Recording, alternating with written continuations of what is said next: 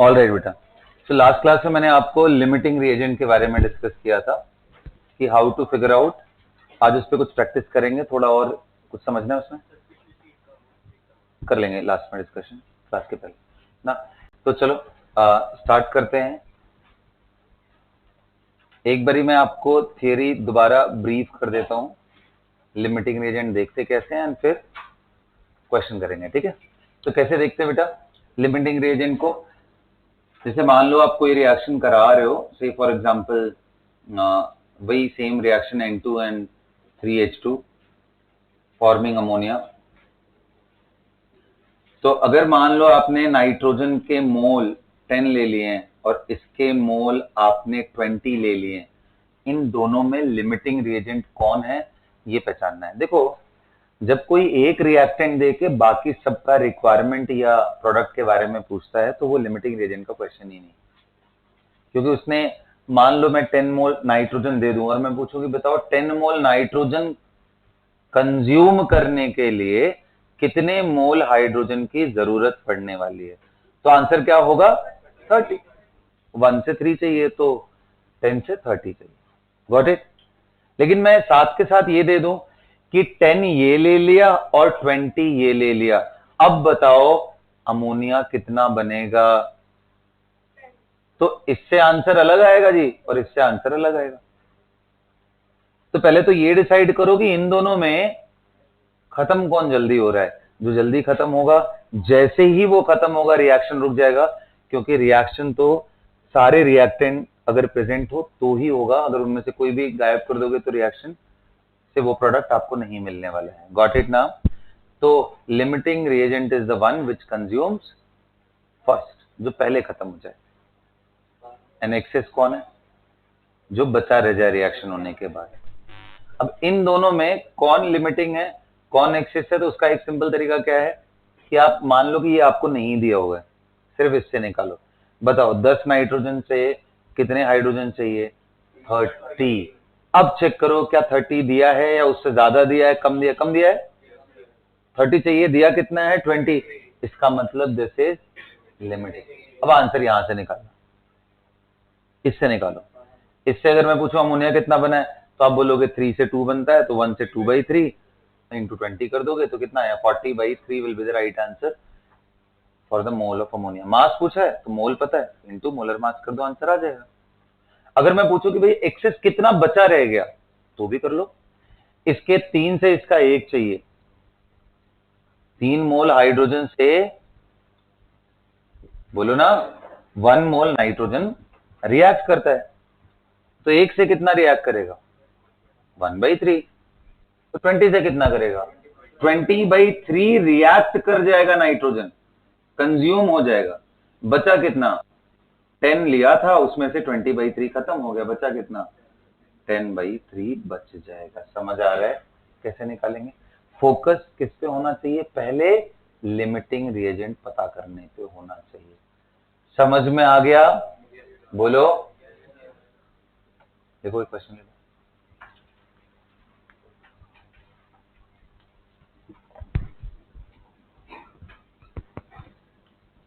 Write it down. Consider a balanced hypothetical. Consider a balanced hypothetical chemical reaction. 2A plus 3B plus C forming 4D.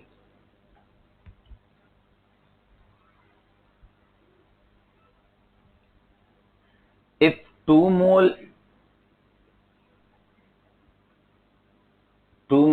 each of A, B and C is taken to start the reaction, if 2 mole each of A, B and C are taken to start the reaction, then find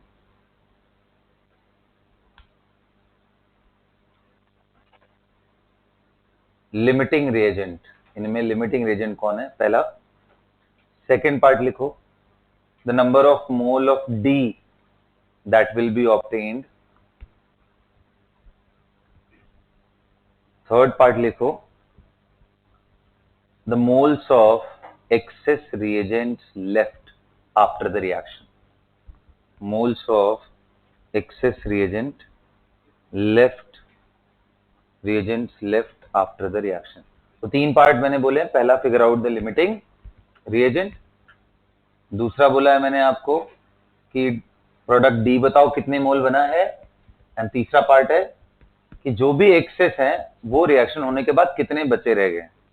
go ahead everyone. हो जाए तो हाथ के ऊपर कर लेना है.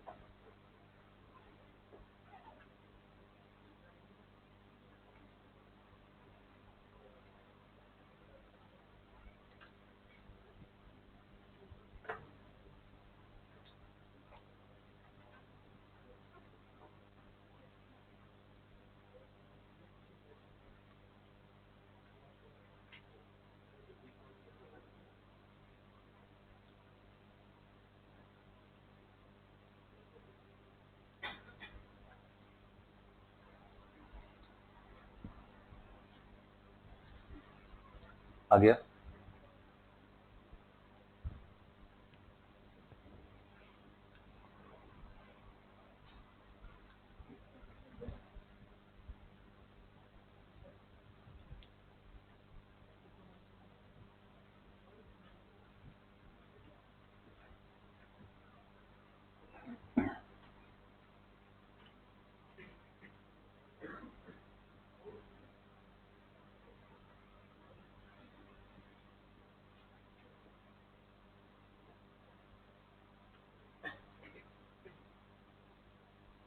बताओ कुछ देख. लिमिटिंग रेजेंट कौन है? सी लिमिटिंग है. सी लिमिटिंग है. सोच लो एक बार बढ़िया से.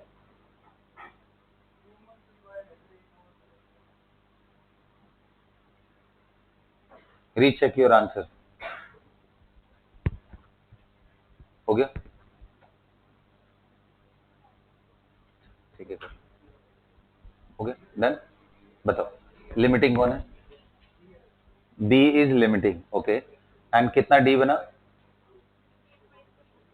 8/3 बना. Okay. And C and A कितने बचे रह गए?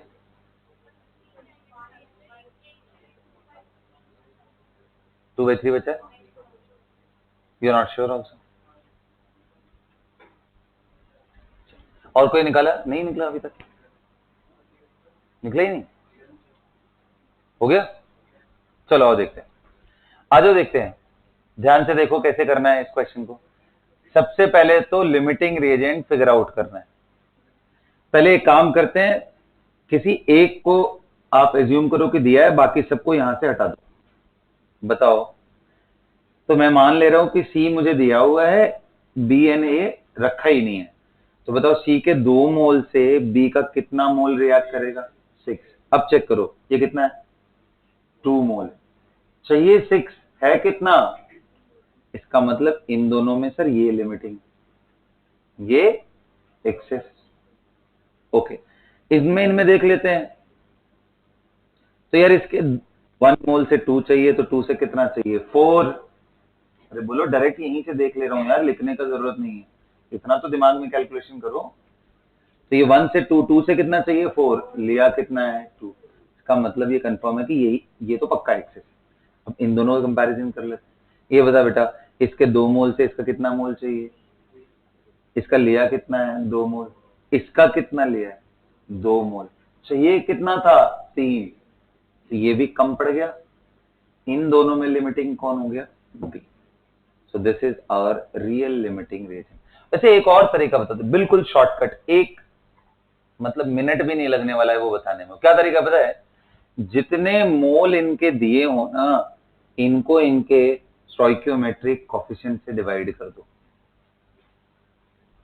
जैसे ए के लिए क्या करेंगे? 2/2. बी के लिए क्या करेंगे 2/3 और सी के लिए 2/1। इन तीनों में जो सबसे मिनिमम आ रहा हो ना that will be limiting range. कौन मिनिमम आ रहा है? बी का 2/3 इज द लोएस्ट वैल्यू, वही लिमिटिंग। अभी आगे दिखाऊंगा भी ये आता कहां से, ऑब्जर्वेशन है बस ना, मैं तुम्हें सिखा रहा हूं जल्दी जल्दी क्वेश्चन करने के। Got it? तो एक बार आपने लिमिटिंग रिएजेंट डिसाइड कर लिया तो सारा कैलकुलेशन अब इसके हिसाब से करोगे। तो बताओ इसके 3 से इसका कितना बन रहा था 4, बोलो 3 से इसका 4 बन रहा है तो 1 से कितना बनेगा, कितना लिया है मैंने, तो 8/3 इज द राइट आंसर। कितने लोग का आया था पहले हाथ उठाओ, डी कितना बनेगा 8/3। अगला देखिए, अब अगला क्वेश्चन क्या था, ये तो डी हो गया जी।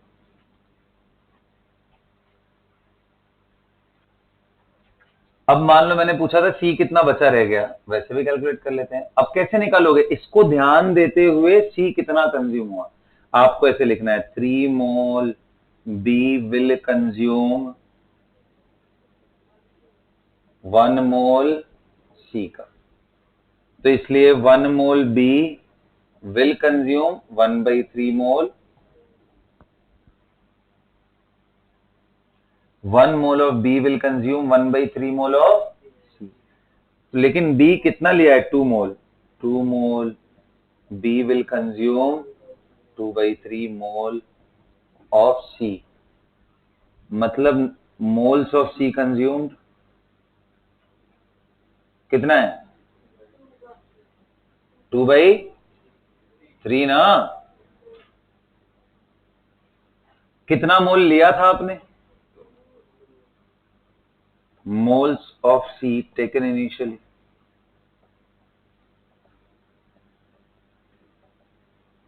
कितने बचे,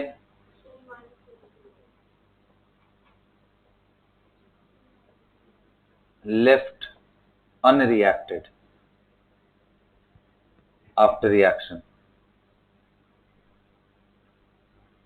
इतना लिखने में कहानी में टाइम ज्यादा लग रहा है, क्वेश्चन मिनट मिनट का भी नहीं है ढंग से। Mole of C taken initially is 2 and consumed is 2/3, so I'll take the difference। भाई 2 लिया था, 2/3 इज कंज्यूम्ड, कितना आ गया answer 4/3 is the right answer. Now similarly can you calculate C कितना बचा रह गया है, सी तो हो गया ना, और कौन था ए कितना बचा, 2 लिया था आपने, इसके 3 मोल से इसका 2 मोल खत्म होता है, तो 1 मोल से 2/3 खत्म होगा, 2 से 4/3 खत्म होगा, तो 4/3 निकाल इसको बेटा, कितना आ रहा है 2/3 इज द राइट आंसर। तो इसके सारे आंसर हो गए, 2/3 moles of A will be left.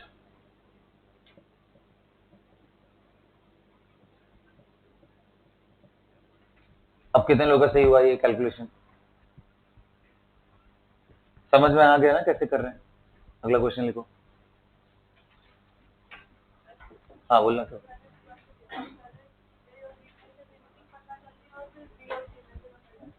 वैसे ही करना होता है एक्चुअली, वैसे ही करना होता है, तो शॉर्टकट बता दिया बस ना। अगर आप वो कोफिशिएंट से डिवाइड कर दो उसके ना, तो जो मिनिमम वैल्यू आता है वो हमेशा लिमिटिंग रीजन का। अभी भी सिखाऊंगा थोड़ी देर में कैसे आ रहा है वो वैल्यू ना। चलो आगे देखे, लिमिटिंग रीजन फटाफट डिसाइड करो। देख लिमिटिंग रीजन को फोकस करना है, अब बाकी सब मिटा दो, यहां से इसको मिटा दो, इसको मिटा दो, सिर्फ स्टार्टिंग में एक जगह डेटा लिख लेना कितना कितना था। अब तेरे लिए क्वेश्चन ये कैसा हो गया कि how much mole of C will be consumed by 2 mole of B, वो नहीं निकाल सकते क्या, बोलना यार, निकाल सकते हैं, वो निकाल लिया ना। अब कितना बचा रह गया, कितना लिया था आपने इनिशियली माइनस जितना कंज्यूम हुआ, वही बचा रह गया। तो इससे कंज्यूम्ड अमाउंट निकालो और इनिशियली जितना लिया था एंड माइनस जितना कंज्यूम हुआ, वो उसका डिफरेंस ही क्या आएगा, अनरिएक्टेड बचा रह जाएगा। Is that clear? करेगा प्रैक्टिस तो आ जाएगा एक दो बारी और, ठीक है। और मैं एक तरीका बताऊंगा, उससे ना इतना दिमाग लगाने की जरूरत नहीं है, मैथमेटिकल इक्वेशन बनाओ फटाफट आंसर निकलेगा। लेकिन पहले एक दो इसका मीनिंग समझना जरूरी है ना।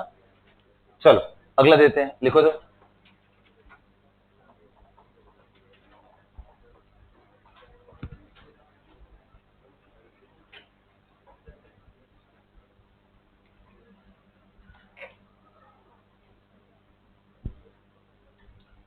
देखो बेटा, जब कॉपर 8 मोल ऑफ HNO3 के साथ रिएक्ट करता है,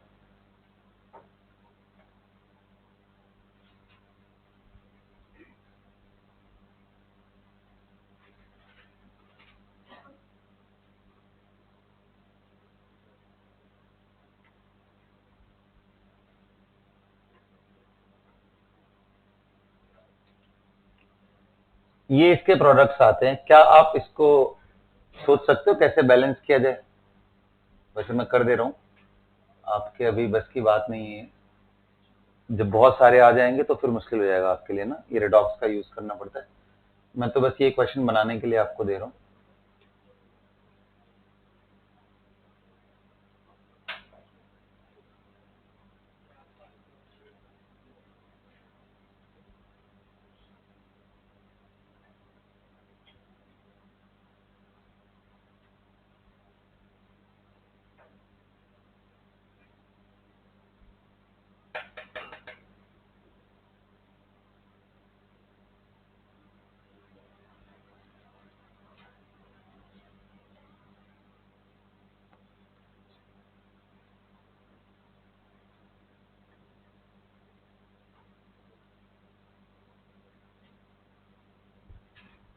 check this reaction, it is balanced. Balanced है? चेक कर लो पहले, बैलेंस हो तो फिर मैं आगे बढ़ता हूं।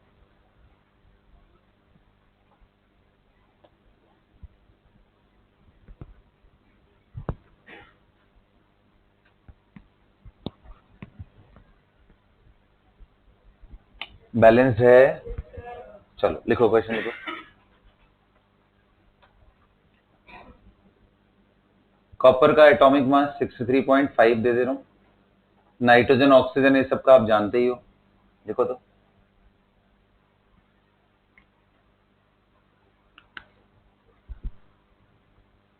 लिखो, if 6 mole of copper, if 6 mole of copper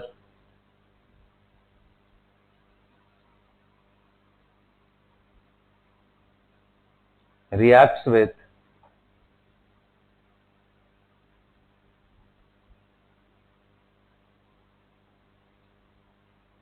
12 mole of HNO3 as per following reaction, ये आप लिख लेना, as per following reaction, write it down.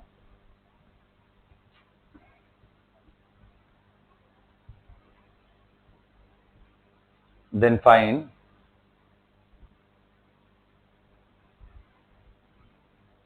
सबसे पहला पार्ट लिखो बेटा, इन तीनों में ये गैस होता है ना, और ये एक्वस सॉल्यूशन है। ये तो लिक्विड है, आपको मालूम है। ये एक्वस सॉल्यूशन होता है एंड ये सॉलिड है, right. Then find first part, volume of NO, volume of NO that will be obtained at NTP, volume of NO that will be obtained at NTP. Next part लिखो, number of moles of excess reagent left, number of moles of excess reagent left.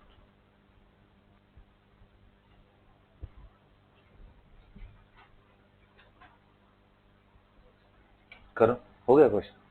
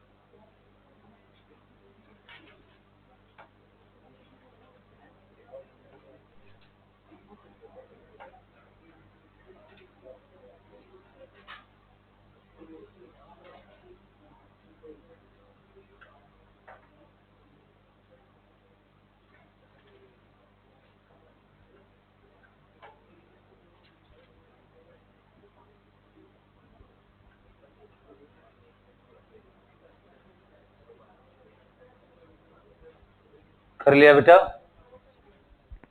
Start करो, चलो ठीक।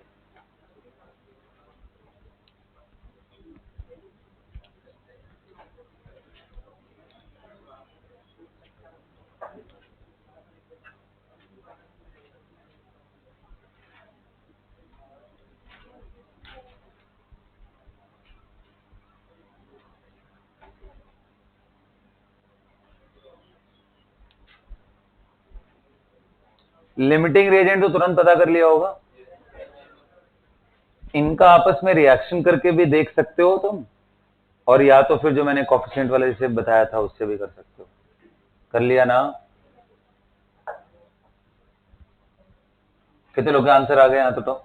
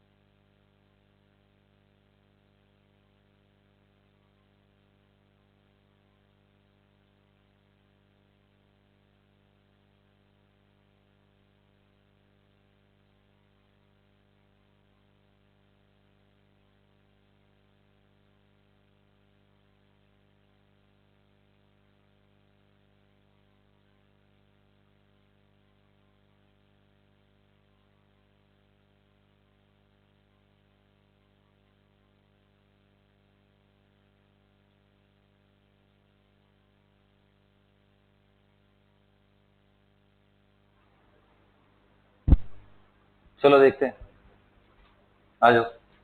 Stop writing, ध्यान से सुनो board पे एक बारी। सबसे पहला काम देखो, दोनों का मोल दे दिया है, कॉपर का भी और HNO3 का भी। इसका मोल कितना दिया है? 6 मोल लिया है ये इनिशियल, और ये कितना लिया? 12 मोल लिया। ये सुनो, सबसे पहला काम है आपको लिमिटिंग रिएजेंट पता करना। अब इसका मैं मेथड 1 लिखता हूं और इसको हम हर एक मेथड से सॉल्व करने की कोशिश करेंगे। फर्स्ट मेथड, ऐसे ही नोट्स में ढंग से लिखो, तो सब लोग पहले ढंग से लिखो।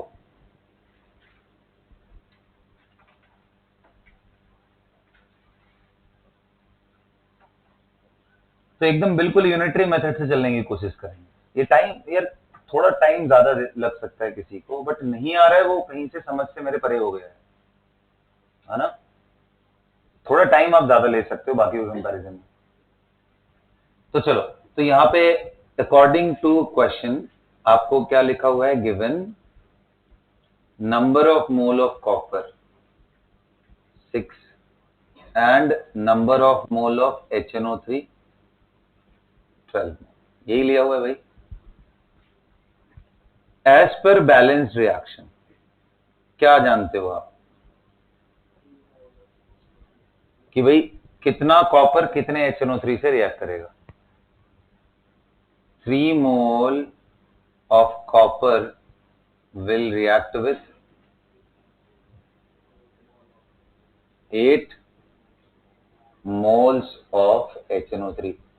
ये पढ़ने आ गया या इसमें भी अभी डाउट है? ये सबको आ गया या नहीं? हाथ उठाओ पहले, किसको इसमें डाउट है? इसमें डाउट किसको है? सबको आ गया? इसके बाद नर्सरी क्लास की मैथमेटिक्स इसमें यूज हो रही है कि 3 मोल ऑफ कॉपर से 8 मोल HNO3 बन रहा है। तो 1 मोल कॉपर से कितना बनेगा?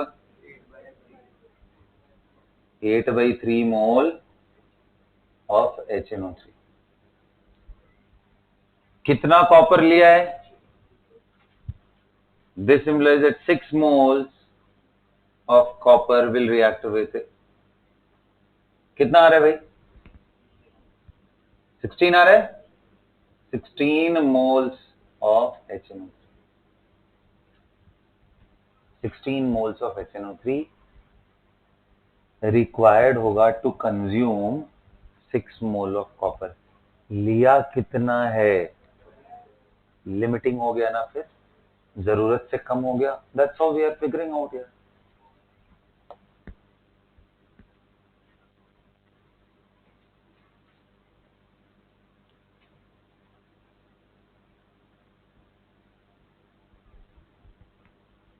Hence, it will be limiting reagent. Got it? Now we have to perform the calculation based on yes limiting reagent. एक बारी वो डिसाइड हो गया, उसके बाद चलो ना। HNO3 अगर लिमिटिंग रिएजेंट है आपका HNO3, तो HNO3 से सारे कैलकुलेशन होने चाहिए। मैंने पहला क्वेश्चन क्या पूछा था? वॉल्यूम ऑफ, यही पूछा था ना पहला, वॉल्यूम ऑफ एनो। तो कितने लोग कह रहे हैं मोल निकाल लें? तो बताओ 8 मोल HNO3 बाई बैलेंस रिएक्शन, ये लिखना है। तो कहानी लिखो,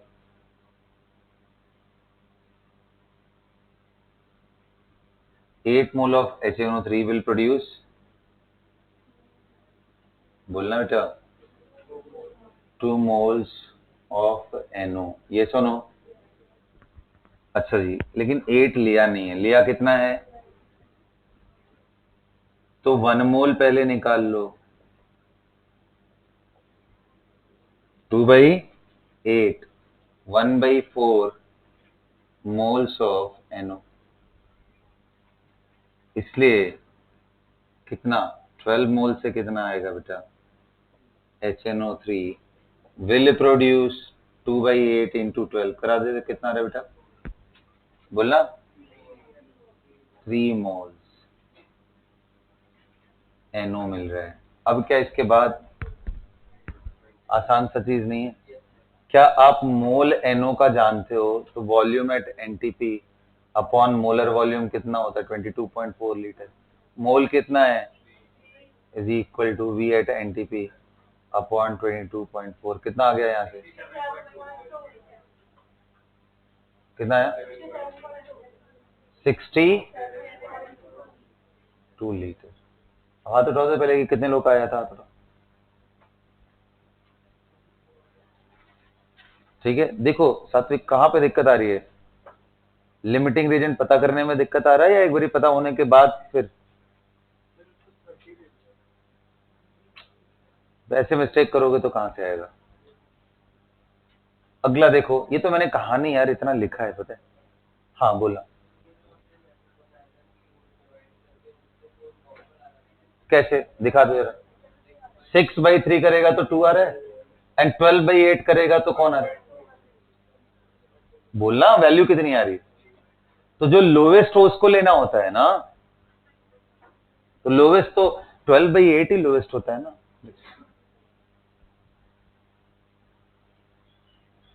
कैसे भी करेगा आएगा, बस नर्सरी क्लास वाले मिस्टेक नहीं करोगे तो।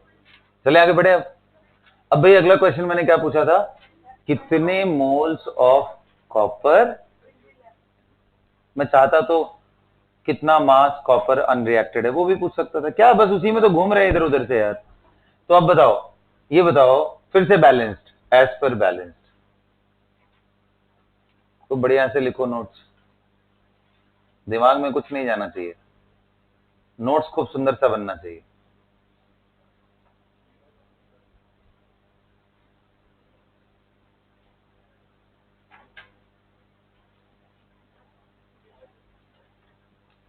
ओके, तो अब एक बार बताओ, एज पर बैलेंस रिएक्शन, ये अगर बैलेंस रिएक्शन देखो तो बताओ 8 मोल से इसका कितना मोल रिएक्ट कर रहा है? 8 मोल्स ऑफ HNO3 कितना बन रहा है बेटा? कितना कंज्यूम कर रहा है? कॉपर का। तो 1 मोल कितने को कंज्यूम करेगा? हाँ, 3/8 मोल कॉपर को कंज्यूम करेगा। 12 मोल कितने को करेगा? HNO3 will consume 3/8 into कितना 12 था ना, कितना आगे 9/4 इतना कॉपर कंज्यूम हुआ, बचा कितना फिर, number of mole of copper left, कितना बचा, कितना लिया था भाई साहब आपने 6, कितना खत्म हुआ, ये कितने लोग का आया था आंसर, करो बेटा सभी लोग करो इसको। अब देखो इसको सेकंड मेथड से सॉल्व करता हूं जिसमें इतना कहानी लिखने का जरूरत नहीं होगा, बट ये अंडरस्टैंडिंग के लिए जरूरी है, तो इसलिए दोनों मेथड आपके नोटबुक में होने चाहिए। आप पहले इसको अच्छे से नोट कर लो, फिर बताओ, फिर मैं आगे बढ़ूंगा। हाँ जी, उनको कैसे समझ में आएगा आप कैसे कैलकुलेशन कर रहे हो, वो 2/3 1/3 ऑब्जेक्टिव तक में चलता है, ऐसे काम नहीं आएगा। चलें किया जाए बेटा, शिवांश किया जाए, मिटा दो इसको।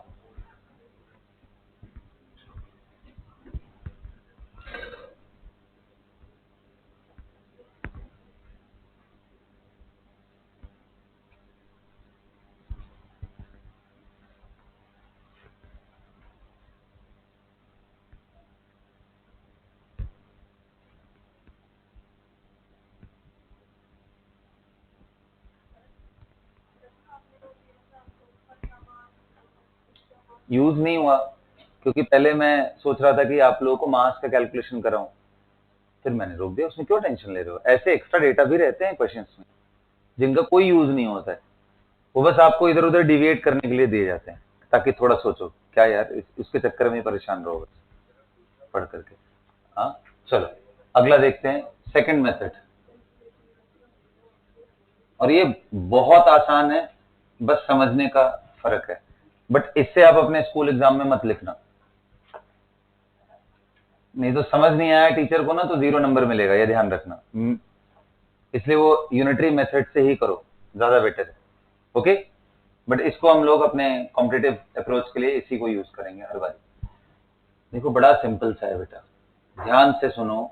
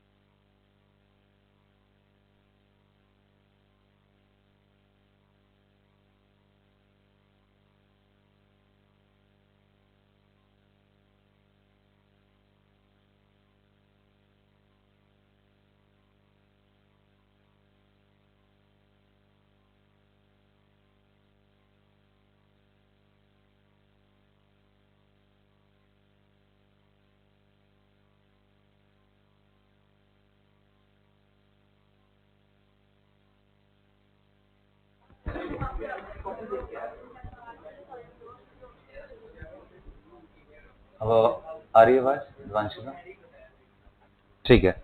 हाँ जी, अब देखो आपको इनिशियल मोल्स पहले लिख लेने, 6 है, बिल्कुल बात नहीं उठा, एकदम बात नहीं, 6 मोल एंड 12 मोल हमने लिए।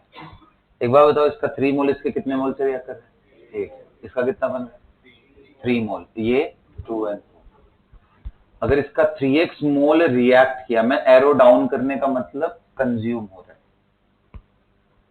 तो इसका कितना मोल कंज्यूम होगा, ये और ये अप लिख रहा हूं, इसका मतलब प्रोड्यूस हो रहा है, एरो डाउन का मतलब कंज्यूम, अप का मतलब प्रोड्यूस। अच्छे से समझना और इस मेथड को दिमाग में बिठा लेना, इसलिए आने वाले आगे के जो टॉपिक्स हैं इक्विलिब्रियम, आयनिक, ये बड़े बड़े बहुत भारी भरकम टॉपिक हैं ये सब ना। 11th क्लास के बच्चे रो देते हैं इन टॉपिक्स पे। डरा नहीं, जरूरी है, उसकी ग्रेविटी को समझो, इसलिए बता रहा हूं। एक होता है अवेयर करना ना, तो मैं तुम्हें अवेयर कर रहा हूं, थोड़ा डरा के अवेयर कर रहा हूं, बट अवेयर कर रहा हूं कि इस मेथड का इंपॉर्टेंस इतना ज्यादा है, इसलिए इस पे दिमाग लगाना। कई बार क्या होता है, मैं बोल कुछ रहा हूं, तुम्हारे दिमाग पे घुसता ही नहीं है, क्योंकि वहां पे बैरियर लगा रखा है पहले से। हो गया ना यार, एक मेथड से मुझे आ तो गया, क्यों सुनना है दूसरा? उसको तोड़ने के लिए बोलना पड़ रहा है कि समझो, अगर ये नहीं आया तो आगे स्ट्रगल करोगे। Got it? अब बता, इसका 3x मोल कंज्यूम हो रहा है, तो किसी जनरल टाइम टी पे अगर मुझे लिखना हो कितने मोल इनके हैं, किसी भी जनरल टाइम टी पे कितने मोल्स इनके बचे हुए हैं, तो बताओ इसको कितना लिखोगे? 6 मोल तुमने लिया था, कितना कंज्यूम हुआ? 3x, तो बचा कितना? समझ आया क्या? ये बात कितने लोगों को हजम हुई? हाथ उठाओ। हो गया सबको? ठीक है, बहुत अच्छा। कबीर, नहीं हुआ? तेरे पास 100 रुपए थे, 30 किसी ने, तूने खर्च कर दिए, कितना बचे बेटा? कैसे निकालता है उसको? 100 माइनस, यही करता है। तो मैं क्या कर रहा हूं, मैं किसी और लैंग्वेज में बोल रहा हूं, आगे जोन में। देखो, पैसे की बात तुरंत समझ में आती है। 6 मोल लिया था मैंने और 3x उसमें से खत्म हो गया, तो बचा कितना? 6 माइनस 3x। ये कितना बचा? 12 माइनस 8x। 8x खत्म हुआ, लिया था 12। ये कितना बचा सर? कायदे से वर्ड यूज करना चाहिए, बनने के बाद कितना होगा। तो पहले मैंने कुछ लिया ही नहीं था, पूरा का पूरा बना ही है, तो 3x हुआ। ये कितना बना सर? 2x। भाई साहब ये कितना बना? 4x। ये सबको क्लियर है? हाँ, देखो ये किसका मोल है पता है? कॉपर का। ये किसका मोल है? HNO3 का। ये किसका मोल है? कॉपर यार इसको ढंग से लिखो, number of mole of copper nitrate. ये किसका था? Mole of NO। ये किसका है? Mole of water. Got it? अब कितने लोग कह रहे सर किसी तरीके से आप बस ना x बता दो, सारे आंसर एक लाइन में हो जाएंगे। Give us the value of x, यहां रखेंगे, यहां रखेंगे, यहां रखेंगे, सब जगह आंसर एक ही वैल्यू होगा ना। वही पता करना चैलेंजिंग काम है। कैसे पता करेंगे? देखो, अब फिर से समझते हैं, कोई केमिकल रिएक्शन हो रहा है, तो कॉपर और HNO3 दोनों एक दूसरे से लड़ भिड़ रहे हैं, खत्म हो रहे हैं। जो पहले खत्म हो गया वही लिमिटिंग रिएजेंट है, रिएक्शन वहीं रुक जाएगी, रिएक्शन वहीं रुक जाएगा। तो एक बात बताओ, टाइम बीतने के साथ कितने लोग कह रहे हैं कि जो अमाउंट कंज्यूम हो रहा है या जो बढ़ रहा है ये बढ़ेगा? ये सुनो, अरे टाइम जैसे जैसे t is equal to 1 second हुआ, 2 सेकेंड हुआ, 3 सेकेंड हुआ, तो ये एक दूसरे से रिएक्शन करना शुरू करेंगे, तो इनका कंजम्पशन बढ़ता जाएगा और इनका प्रोडक्शन बढ़ता जाएगा। Got it? तो क्या मैं बोल सकता हूं x टाइम के साथ विल इंक्रीज, तभी तो ये कंज्यूम ज्यादा होंगे, ये प्रोड्यूस ज्यादा होगा? बोलो भाई, फिर से सुनो, फिर से समझो। ठीक है, इसको समझ लिए तो बस कहानी खत्म हो गया इसका। जैसे जैसे टाइम बीतेगा वैसे वैसे ये इसके साथ रिएक्ट करता जाएगा, इनके मोल्स खत्म होते जाएंगे, इनके मोल्स बनते जाएंगे, और सब में देखो एक्स फैक्टर है इसमें, इजंट इट? तो अगर एक्स की वैल्यू इंक्रीज होगी तो इनके अमाउंट्स इंक्रीज होंगे एंड इनके कंज्यूम्ड अमाउंट इंक्रीज होंगे। अरे ओवरऑल तो ये डिक्रीज कर रहे हैं, consumed amount 8x, this value will increase. Got it? तो क्या मैं बोल सकता हूं जैसे जैसे टाइम बढ़ेगा एक्स का वैल्यू बढ़ता जाएगा? बढ़ता जाएगा, होगा ना? अब बता, एक्स का वैल्यू बढ़ाते जाएगा, बढ़ाते जाएगा, किसी एक एक्स के वैल्यू पे आ करके ये खत्म हो जाएगा। खत्म होने का मतलब इसको इक्वेट करो जीरो से, एक्स की वैल्यू कितनी आई? 2 आई जी। समझ में आ रहा है क्या तुम लोग को? पक्का? ठीक है जी। ये खत्म हुआ तो एक्स की वैल्यू कितनी आई? हाँ, 1.5 चल रहा है क्या? बात समझ में आ रहा है क्या? हाँ जी, इसको 0 कर लो तो 1.5। अब इनसे मतलब समझो, x बढ़ते बढ़ते बढ़ते बढ़ते जैसे ही 1.5 हुआ वैसे ये खत्म हो गया। इसको खत्म होने के लिए x को कहां तक आना पड़ेगा? 2 तक। क्या ये पॉसिबिलिटी है क्या? नहीं सर, क्योंकि 1.5 होते ही अगर ये खत्म हो गया और एक भी रिएक्टेंट खत्म हो गया तो रिएक्शन वहीं रुक जाएगा। इसका मतलब x का यही वैल्यू कंसीडर करेंगे, इसको कंसीडर, और ये वैल्यू उठा के सब जगह रखो बेटा। देखो एक लाइन में सबके आंसर आ जाएंगे आपके। कितना मोल कॉपर बचा रह गया, ये क्वेश्चन था ना। x का वैल्यू 1.5 यहां डालो, 3 इंटू 1.5 कितना हो गया? 4। 6 में से 4.5 हटाओ, कितना आ गया? आंसर आ गया। अच्छा जी, x का वैल्यू यहां डालो, कितना है? 3 आ गया। x 1.5 है ना, 3 मोल, एक मोल का 22.4 लीटर, 3 मोल का 22.4 इंटू 3, खत्म। इतना ही दे रहा है। ये लिखना ही और इसको समझना ही टाइम टेकिंग है बस। तो एक लास्ट अटेम्प्ट लेते हैं ताकि सबके दिमाग में अच्छे से ये बात घुस जाए। बोलना बेटा क्या होगा? रिएक्शन के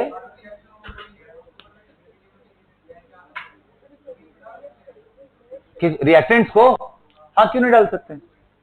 वो डालेंगे तो फिर और आगे तक जाएगा रिएक्शन। लिमिटिंग रिएजेंट वाले अगर रिएक्टेंट को डालोगे तो और अभी ये एनालिसिस समझ आया ना? यस, बोल। 1.5 कैसे आया? ओहो, देखो इसको 0 से इक्वेट करने का मतलब इज इक्वल टू 0 होता है, समझ में आया? अब देख ये वेरिएबल को उधर लेके जाए, 12 इज इक्वल टू 8x, बात नहीं बेटा बिल्कुल भी। 1.5 अब समझ आया कहां से? अच्छा तो ये पूछना, ये क्यों पूछ रहा है कि 1.5 कैसे आया, क्यों बोल?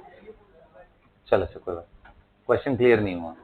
ये पूछना चाहिए था कि सर 1.5 वाले को ही लिमिटिंग रीजन क्यों लिया, ये क्वेश्चन होना चाहिए। आओ समझते हैं, फिर से समझते हैं एक बारी ना, फिर समझते हैं। यही सबसे इंपॉर्टेंट चीज है आसान सी बात, लेकिन कभी कभी ना दिमाग में घुसता नहीं है इतना जल्दी। देखो एकदम, बाकी लोग ना प्लीज देखो, मैंने बोला कि ये दो अलग अलग कंपाउंड लिए हुए हैं, एक है कॉपर और दूसरा है HNO3।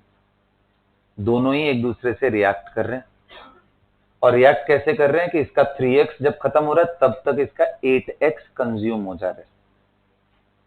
लिया कितना था? 6, कंज्यूम कितना हुआ? 3x। तो मैं वो एक जनरल टाइम पे पूछ रहा हूं कितना बचा, तो 6 माइनस 3x। ये 12 था, 8x खत्म हुआ तो ये 12 माइनस 8x, है ना? और इनके इसी हिसाब से 3x बने, इनका 2x बना, इनका 4x बना। ये मैपिंग क्लियर है पहले? हाँ ठीक है। अब देख मुझे क्या फिगर आउट करना है, लिमिटिंग रिएजेंट कौन है। लिमिटिंग रिएजेंट कौन है ये कैसे पता चलता है? ऐसा रिएजेंट जो रिएक्शन में सबसे पहले खत्म हो जाए। खत्म होने का फिजिकल मीनिंग क्या है? There amount is equal to 0। तो can I figure out the value of x for that? मैं एज्यूम कर रहा हूं कि ये पहले खत्म हुआ, तो मैंने x निकाला, कितना आया? 2। फिर मैं एज्यूम कर रहा हूं नहीं भाई ये पहले खत्म हुआ, तो यहां से x निकाला, 1.5 आया। अब बता, x जैसे ही बढ़ के 1.5 होगा ये खत्म हो गया ना? ये अभी खत्म हुआ क्या? 1.5 पे कहां खत्म हुआ? ये तो किस पे खत्म हो रहा है? 2 पे। तो ये एक्सेस रिएजेंट है और ये लिमिटिंग, क्योंकि जैसे ही 1.5x की वैल्यू आ गई ये खत्म हो गया, और जो पहले खत्म हो जाए वही क्या है? Limit.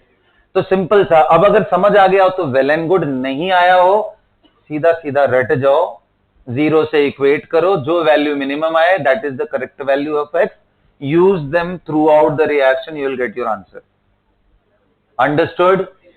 Minimum value of x। अब तुम्हें समझ में आया मैं वो कॉफिशिएंट वाली बात कहां से बोल रहा था? देखो ध्यान से, ये 12 माइनस 8x करोगे, 8 क्या था? इसका कॉफिशिएंट था। 12 क्या था? इनिशियल मोल। तो 12/8, वही मैं बोल रहा था, सीधा डिवाइड कर दो, यू विल गेट, हाँ बिल्कुल आ गई x, और x से निकाल लो सीधा सीधा। इजी है ना, बहुत इजी है ये, एक बारी बस लिखने का देर है, समझ गए। So this is our limiting reagent. ये बात लिख लेना अक्षय, ये बात लिख लो तुम अच्छे से। The minimum value of x will be considered as the correct value of x because it correspond to limiting reagent.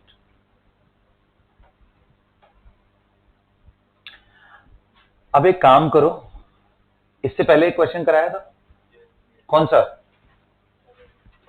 जिसमें ए बी सी तीनों यूज हो रहे थे, देखो तो कराया था ना।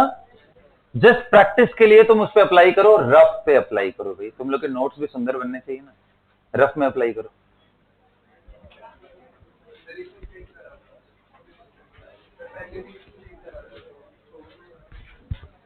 वो तो बस प्रैक्टिस के लिए करा रहा हूं।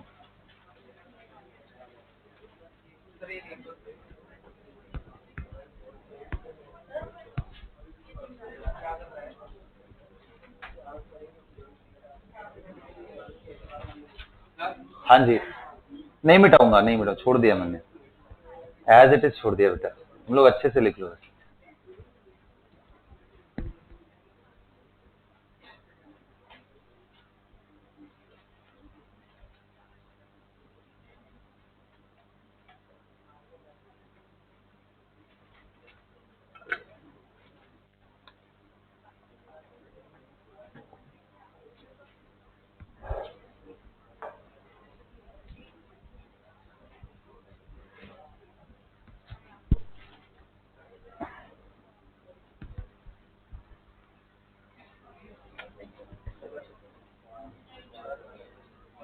हाँ जाना जा,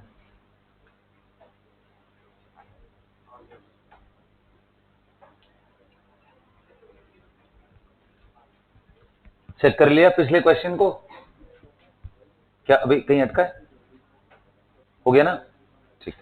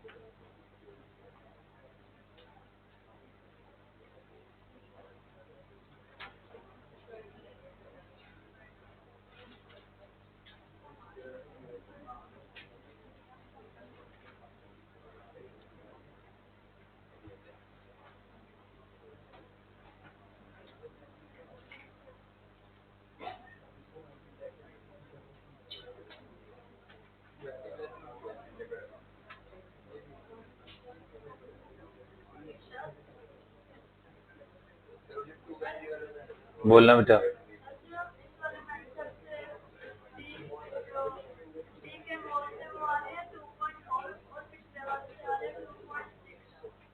क्या बात कर रहे हैं,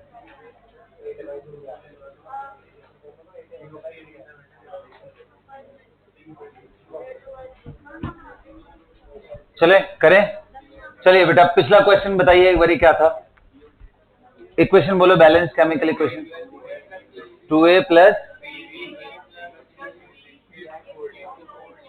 4d, ओके जी, और ए बी सी तीनों के मोल कितने थे, अब देख मैं लिख रहा हूं, ध्यान से देखो, तुम्हारे दोनों से लगा रहे हैं आंसर, आ गए ना, तो देख 2 माइनस 2x लिखेगा बेटा, और इसको क्या लिखेगा 2 माइनस 3x, और इसको क्या लिखेगा 2 माइनस x। अगर तुम डायरेक्ट नहीं लिख पाते हो तो पहले इनके कोफिशिएंट के हिसाब से लिख लो, 2x कंज्यूम होगा 3x एंड ये x कंज्यूम होगा, ये 4x बनेगा, व्हाट इट। अब ये t टाइम पे कितना बचे रहेंगे, तो 2 minus 2x, 2 minus 3x, 2 minus x, यहां तक क्लियर है, 0 से इक्वेट करो, x की वैल्यू 1, x की वैल्यू 2/3 और x की वैल्यू 2, बताओ इन तीनों में मिनिमम कौन है, ये यही LR है, इसको उठा करके यहां रखो, x की वैल्यू कितनी आ गई, 8/3 इज राइट आंसर। अच्छा इनके बच्चे रह गए कितने कितने मोल, वो रख लो, x की वैल्यू उठा के यहां डालो, x की वैल्यू उठा के यहाँ डालो, तो ये आ गया 2 - 4/3 यानी 2/3, और ये उठा के यहाँ डालो, कितना आ गया वैल्यू? हाँ 4/3। हो गया क्या सारे आंसर? कितने जल्दी हो जा रहे हैं अगर आप बस इतना सा चीज समझ गए तो। ये पिछले क्वेश्चन की मैं बात कर रहा हूं। तो आगे एक क्वेश्चन और दूंगा बस प्रैक्टिस के लिए, ताकि आपको इसकी आदत पड़ जाए थोड़ी सी, एंड फिर बाकी असाइनमेंट से आप करते रहना, फिर अगला टॉपिक पढ़ेंगे। चलो,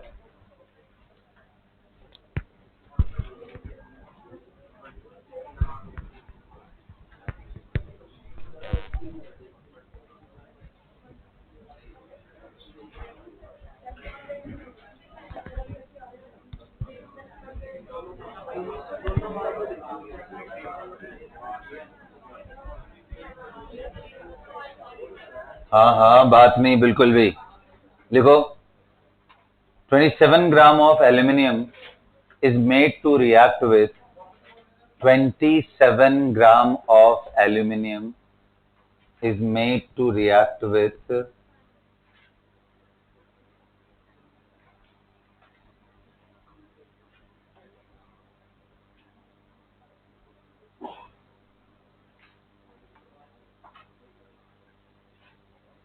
48 grams of oxygen gas।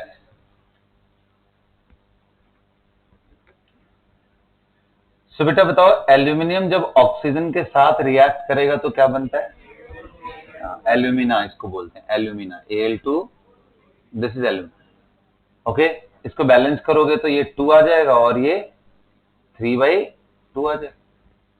नहीं ना, गलत हो रहा है क्या?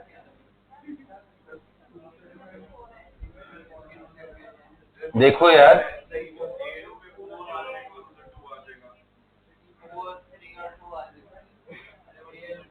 ये जो लिखा हुआ है इसमें कोई गलती है? ठीक है, तो क्वेश्चन खत्म करो ना यार, क्यों पेन दे रहे हो मुझे, जल्दी करो।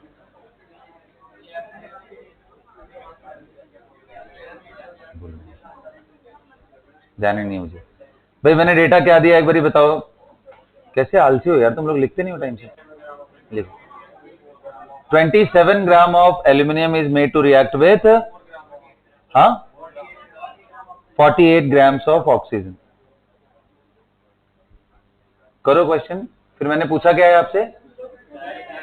अच्छा, कुछ नहीं पूछा है? Okay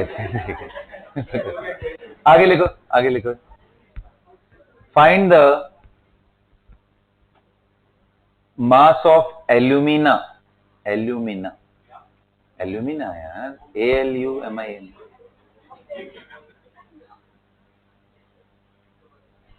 find the mass of alumina that will be produced.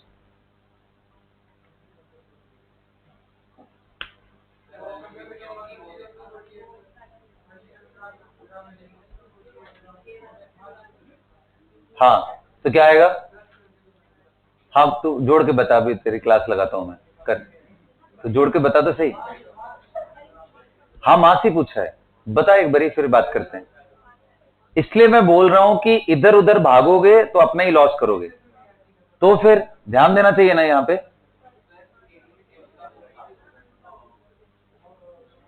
तू खड़ा हो जा, तो पहले खड़ा हो जाएगा।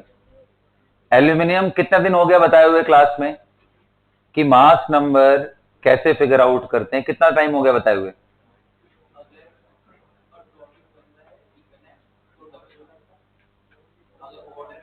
एल्यूमिनियम का एटॉमिक नंबर कितना होता है?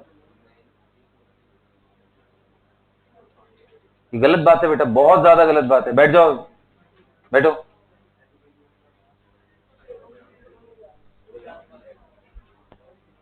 अगर आप पुरानी चीजों का यूज ही नहीं करोगे आने वाले चीजों में, तो फिर बताने का मतलब कुछ नहीं रहा ना फिर। अगर मैंने आपको बताया है, कुछ सोच समझ करके ही बताया है ना कि इनके यूज, और एग्जाम में भी मैं ये छोटे छोटे डेटा नहीं देने वाला हूं, वो आपको खुद के लेवल पे फिगर आउट करना है, यही तो करना है। आप घर पे, इसका मतलब पढ़ाई नहीं हो रही है।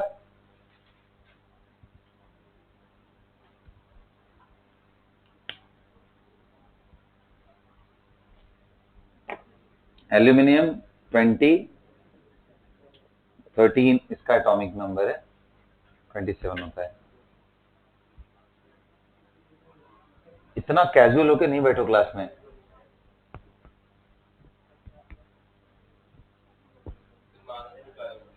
हाँ बेटा, मार्क्स निकल। चलो, कितने लोग आगे आंसर आते तो? Very good, good. बस इतना ही स्पीड चाहिए यार, इतना ही चाहिए, जल्दी जल्दी करो बस।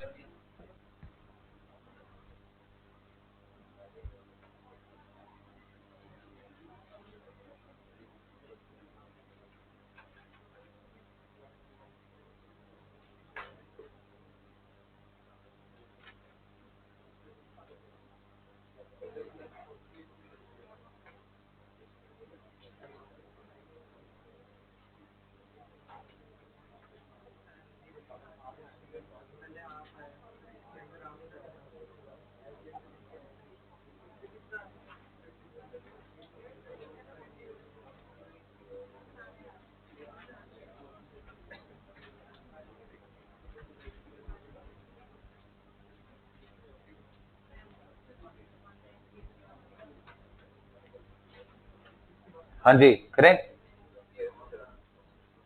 आओ देखते हैं। ये 2x होगा बेटा, ये 3/2x होगा, और ये x आएगा। ये क्या है? Moles involve in reaction. कितना इसका मास कितना लिया था? 27/27 करके मोल निकाल लिया होगा। इसका मोल कितना आया? 1। इसका कितना आया? 3/2 मोल आया। बस अब सॉल्व कर लेते हैं। ये कितना आएगा? 1 - 2x, और ये कितना आएगा? 3/2 - 3/2x।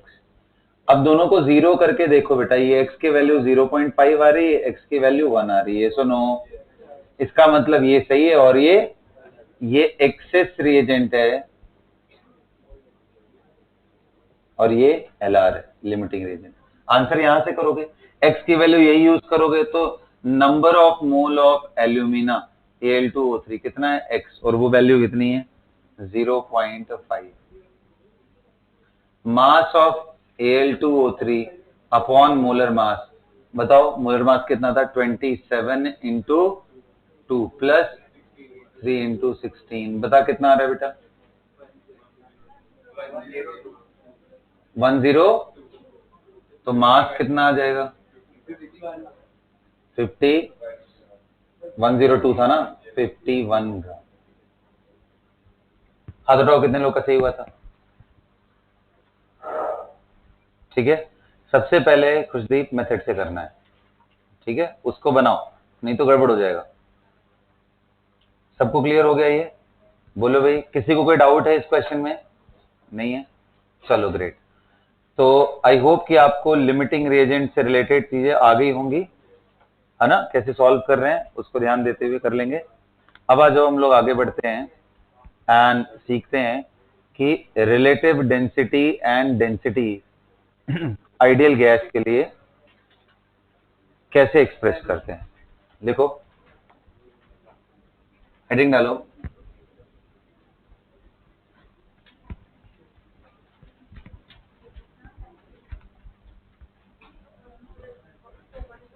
Relative density.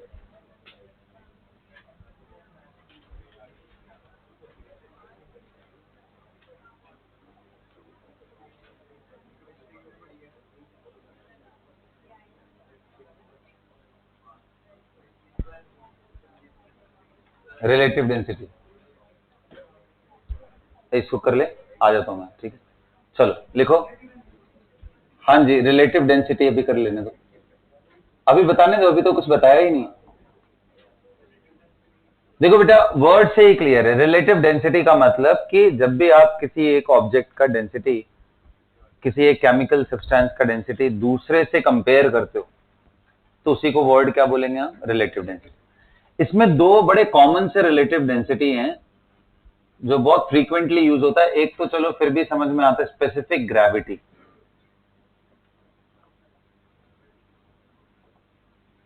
Short form में SG लिखा रहता है ना। And the other one is vapour density. वो कहीं से पता भी नहीं चलता है कि वो रिलेटिव डेंसिटी। वेपर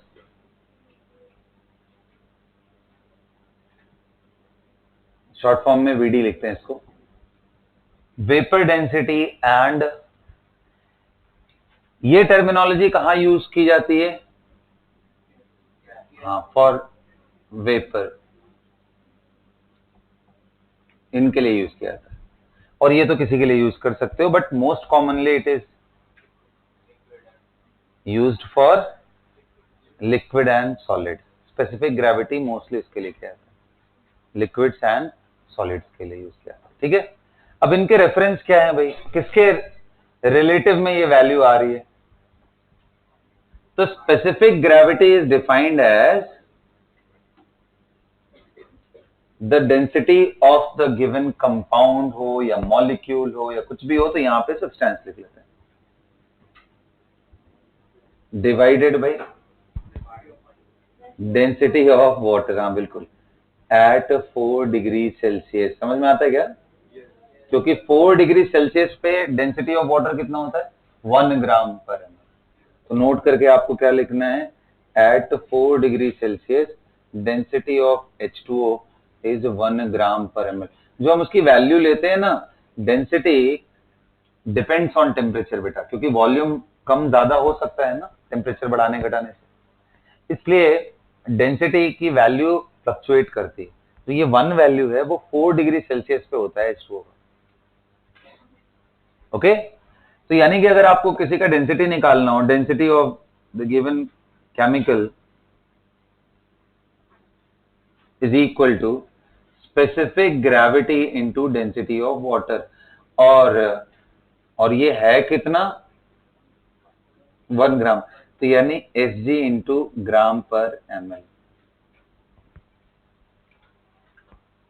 समझिए, मैंने अगर बोल दिया कि मैंने आयरन का एक रॉड लिया हैविंग स्पेसिफिक ग्रेविटी 9.8, इसका मतलब क्या हुआ कि आयरन रॉड का डेंसिटी कितना है? 9.8 ग्राम पर ml। बस इतना ही, इसके अलावा इसका कोई यूज नहीं है, दैट्स इट, इतना ही। स्पेसिफिक ग्रेविटी, इसका कोई यूनिट है बेटा? देखो, ऊपर डेंसिटी नीचे डेंसिटी, डायमेंशनलेस है ये, यूनिटलेस क्वांटिटी, इसलिए नंबर्स के फॉर्म में लिखा रहेगा। 4.2, 4.18, 3.1, 9.6, ऐसे करके नंबर्स के फॉर्म में। तो डेंसिटी अगर किसी का लिखना हो तो स्पेसिफिक ग्रेविटी इनटू ग्राम पर ML, that's it. Got it? तो इसका इतना ही यूज है, इससे ज्यादा कुछ नहीं है। इस पे आते हैं, ये बड़ा इंपॉर्टेंट टर्म है, vapour density. So when we compare the densities of the vapor with respect to hydrogen gas at same temperature and pressure, then it will be termed as vapor density. यानी अगर आपको vapour density का expression लिखना है तो आप लिखोगे density of the vapour of the given substance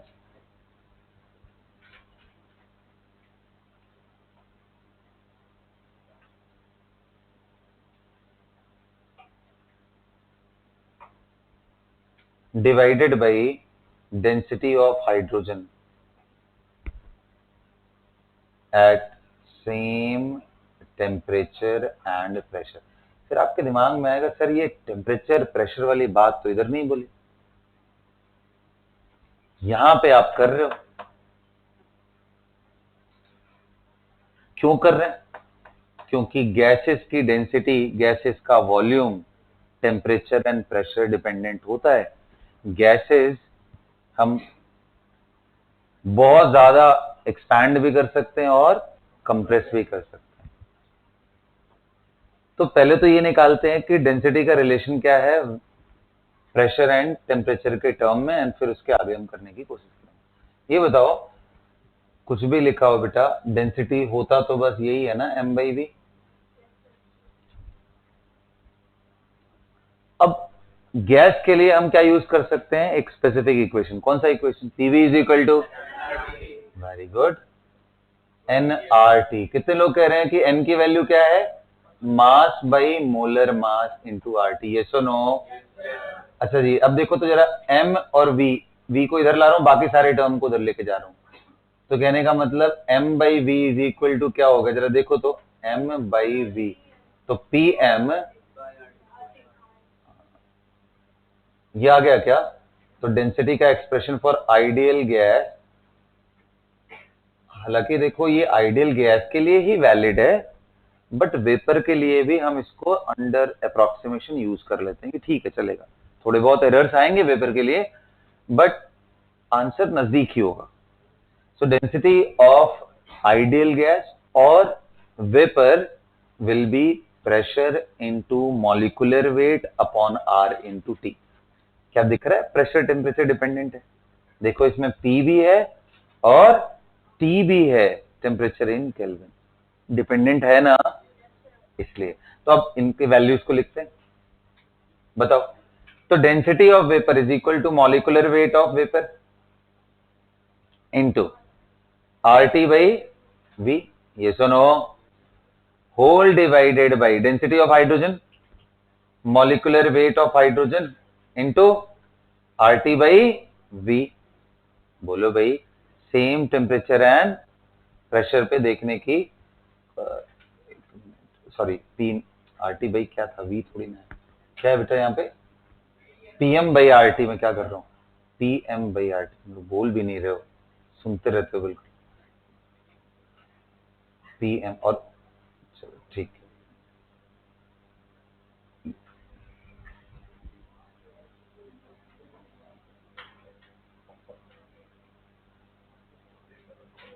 got it.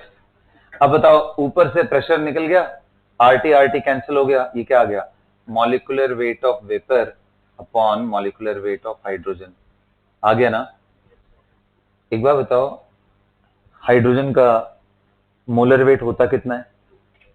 तो क्या मैं यहां से बोल सकता हूं कि अगर मुझे मोलर वेट निकालना हो या इवन मॉलिक्यूलर वेट निकालना हो, यूनिट का ही तो डिफरेंस है दोनों में, is equal to 2 times of vapour density. Did you understand this? क्योंकि इसका वैल्यू कितना होता है? 2। और ये जो स्टोरी है रिजल्ट के फॉर्म में आपके टेक्स्ट बुक्स में मिलेंगे कि molecular weight is equal to 2 into vapour density, और इसका डायरेक्ट यूज है ना? तो इसको आप दिमाग में ये रखना, वेपर डेंसिटी दिया ही इसलिए जाता है ताकि आप उसका मॉलिक्यूलर वेट निकाल सको, उसके अलावा और कोई यूज उसका, दैट्स इट, उतना ही यूज है। एक बार एग्जाम में क्वेश्चन बदल दिया क्योंकि सबको ये रट गया था, molecular weight of vapour is equal to 2 into vapour, याद हो गया भाई सबको, कई बार यूज किया, दिमाग में सेट हो गया, पहले पढ़ाया भी ऐसे जाता था लोगों को। फिर एक बार एग्जाम में क्वेश्चन फ्रेम करके बदल दिया, उसने बोला कि if the vapour density of some vapour of a chemical with respect to oxygen gas is this much value, then what will be the molecular weight of the vapor? तो देखो, अगर कुछ नहीं बोले तो अंडरस्टूड क्या है? विथ रिस्पेक्ट टू हाइड्रोजन, तो हाइड्रोजन से उसका मोलर मास आया ना। अगर यहाँ पे विथ रिस्पेक्ट टू ऑक्सीजन बोल दे तो नीचे डेंसिटी ऑफ, तो वहां उसका मोलर मास आ जाएगा। ऑक्सीजन का कितना होता है जी? 30। तो आप 32 टाइम्स करोगे वीडी में तो you will get the molar. इसलिए समझना जरूरी है, इसलिए मैं ये पूरा डिस्क्रिप्शन दे रहा हूं, अदरवाइज मैं भी इतना ही लिखवा देता कि इसको रट लो, 2 into vapour density is equal to molar weight. कौन से डेरिवेशन इसमें है ही क्या? ये कैसे क्वेश्चन है कबीर, मुझे समझाओ। नहीं, मैं वही पूछ रहा हूं, ये कैसा क्वेश्चन है? ये अगर आए या ना आए एग्जाम में, डेरिवेशन है, ये पता है कौन सी बात तुम कह रहे हो? सर ये बोर्ड में आएगा क्या लिखने को? मैं बोल रहा हूं इसका कॉम्पिटिटिव ओरिएंटेशन आपके दिमाग में अच्छे से बैठना चाहिए, वरना आगे आने वाले टाइम में क्वेश्चंस नहीं निकलने वाले। समझ गए? हाँ,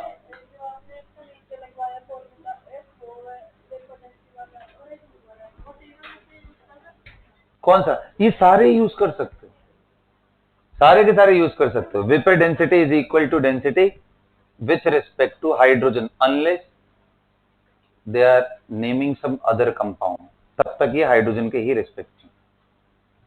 तो ये भी रिलेशन है और ये भी रिलेशन है, इसका यूज करना है हमें। चलो क्वेश्चन लिखो, अभी समझ में आ जाएगा, राइट इट डाउन।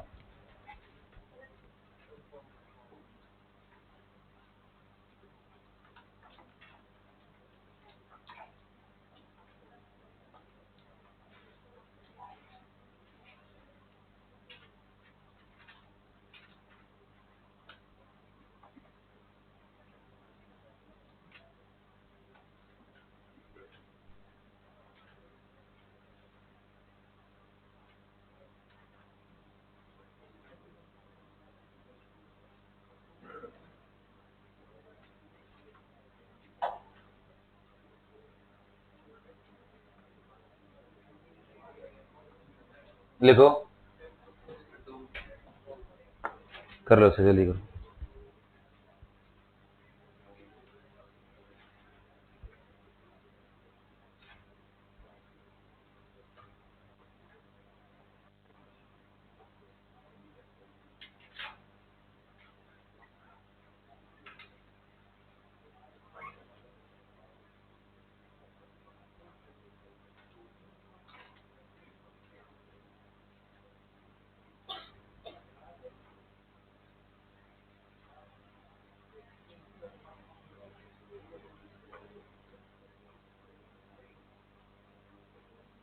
डन।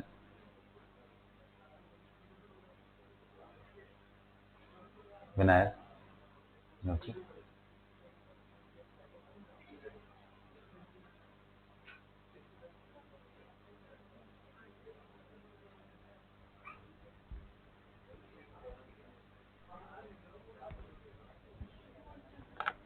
मिटा दो।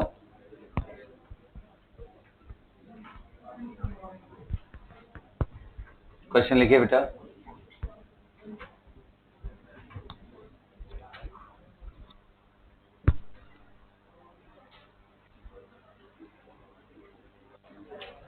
लिखो, if the specific gravity of an oxide of iron, if the specific gravity of an oxide of iron, bracket में लिखो Fe2O3, is 4, is 4। Specific gravity of an oxide of iron, bracket में लिख लो, oxide किसके बारे में बात कर रहा हूं, ferric oxide, is 4, then find the volume occupied by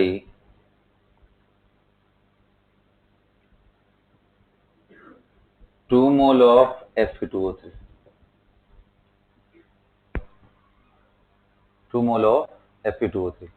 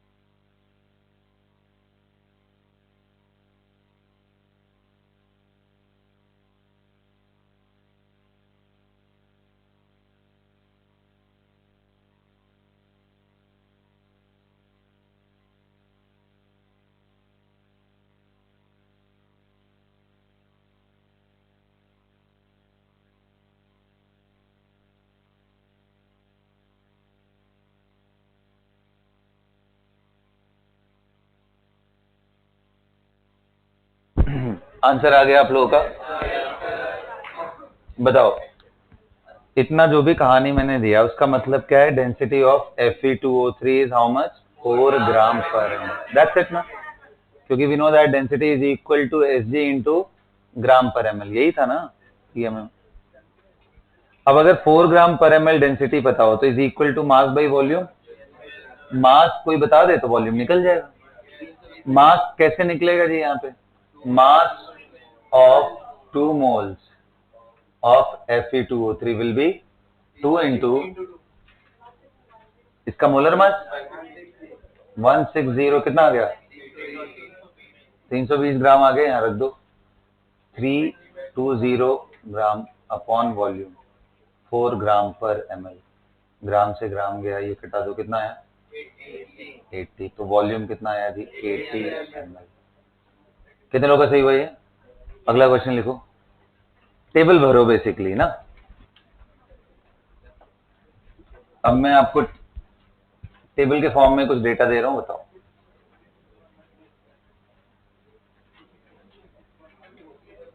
यहां मैं मॉलिक्यूल लिख रहा हूं या फिर कंपाउंड लिख रहा हूं, मतलब डिपेंड करता है वो क्या है। या नॉर्मली, एक मिनट, या मॉलिक्यूल है कंपाउंड है, इस कंफ्यूजन से दूर होना है तो सबसे सिंपल है क्या, सब्सटेंस लिखता हूं, क्योंकि भाई मेरे पास फ्रीडम रहेगा पूरा लिखने के लिए, राइट। तो यहां पे मैंने ले लिया CaCO3। कृतिका क्या हो गया, सॉरी क्या नाम है, आकृति, एवरीथिंग इज ओके, ध्यान है क्लास में। CaCO3 है, यहां पे उसका मॉलिक्यूलर वेट और यहां vapour density NaNO3 H3PO4 CO2। Table भरो तो ये सब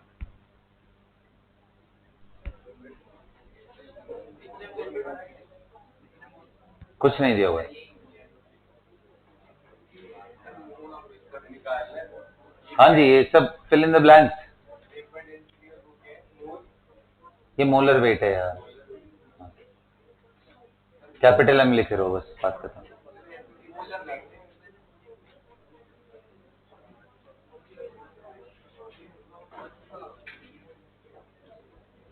डन।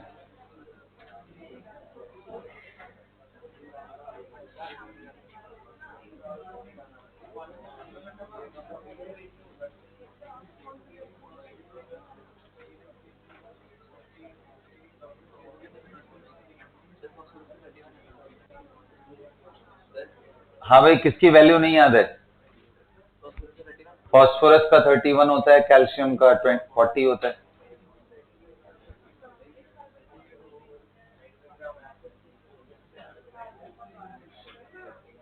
हो गया, क्या हो गया?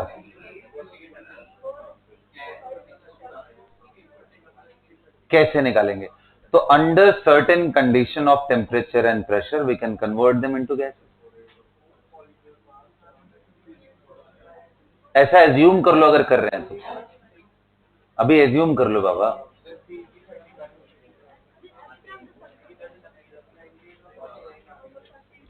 अरे सुनो बच्चों, ध्यान दो इधर, अभी इस टेक्निकलिटी में मत जाओ कि कौन वेपर बन सकता है कौन नहीं। मैंने सिर्फ इतना पूछा है, हाइपोथेटिकली एज्यूम करो कि अगर वो वेपर किसी भी टेम्परेचर प्रेशर पे बन गए तो ये रिलेशन निकाल सकते हैं ना। वैसे बात तुम्हारा बिल्कुल सही है कि वेपर्स के लिए ही इसका सेंस है कैलकुलेट करने का, बट अभी मेरा पर्पस सिर्फ ये है कि आप समझो इनमें रिलेशन क्या है। चलो भाई, ये कितना है, 100 है ना, ये कितना है 85, 85 ही है पक्का ना? ठीक है जी। ये vapour density into 2 is equal to molecular weight of that, या मोलर वेट मान लो। अरे मैं न्यूमेरिकल वैल्यू में भी इंटरेस्टेड हूँ, यूनिट में नहीं। कितना आएगा आंसर 50, ये 42.5, 49 ना, और ये कितना आएगा, समझ गए ना? वेपर डेंसिटी दिया तो कैसे निकालेंगे, कर लोगे? लिखो, the vapour density of, question लिखो तो, the vapour density of a molecule of alkane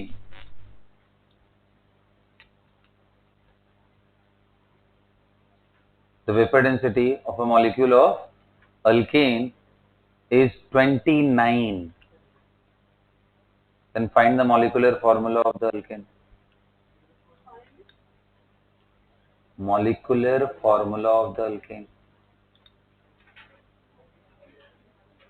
If the vapor density of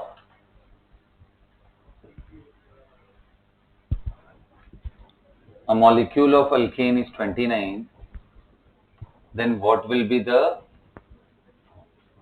formula?